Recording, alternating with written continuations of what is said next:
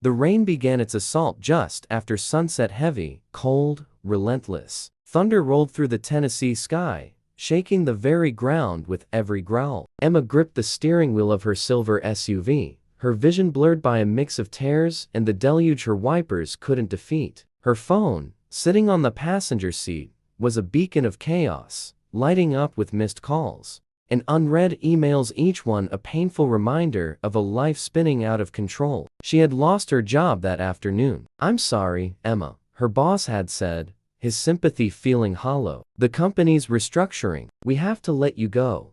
The same day, her doctor's voice crackled through the phone, heavy with meaning. "Your test results came back. There's something we need to talk about." And now, as the storm raged outside, she was driving home to an empty apartment, where the silence felt louder and more threatening than the thunder. Her mind flashed back to the morning service at church. Pastor Daniels had preached on Mark chapter 4, the story of Jesus calming the storm. "Sometimes," he'd said, "Jesus leads you into the storm not to drown you, but to teach you who he really is. The question isn't, is there a storm? It's, who's in your boat?" Emma had even underlined the verse in her Bible, "Let us go over to the other side." But hours later, faith felt like a distant memory. All she felt was fear. As her car turned onto the bridge crossing the Cumberland River hydroplane, a gasp escaped her lips, her knuckles turning white on the steering wheel, her heart pounding in her throat. "God, where are you?" she cried out. "Do you even see what's happening to me?" She pulled over, the hazard lights flashing like a distress signal, and buried her face in her hands. Her sobs were swallowed by the pounding rain. The storm outside was a perfect mirror of the one raging inside her, uncontrollable, deafening, and endless. In her mind's eye, she saw it, the disciples on a small fishing boat, water crashing over the sides, their voices rising in panic. "Master, don't you care that we perish?" And Jesus, he was asleep. How could he sleep while they were sinking? Emma whispered through her tears, "Lord, it feels like you're asleep on me too." Just then, lightning flashed across the river. She looked up, and the pastor's words echoed in her mind.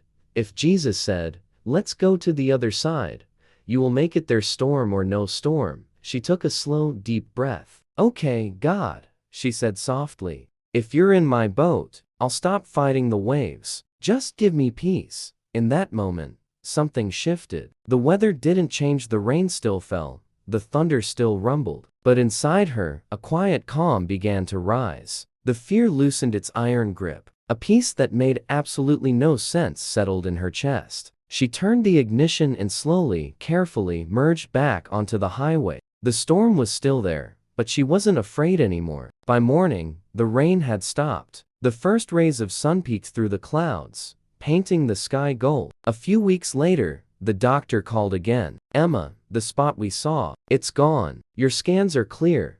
Days after that, an unexpected email appeared, a job offer from a firm she'd interviewed with months ago. Higher pay, better hours. She sat in stunned silence, fresh tears welling in her eyes. Then she whispered, "Peace, be still."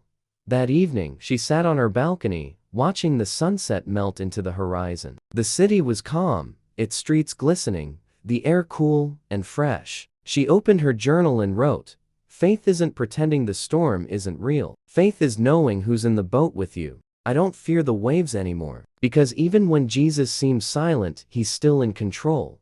The Bible says in Mark 4:39, "And he arose, and rebuked the wind, and said unto the sea, Peace, be still. And the wind ceased, and there was a great calm."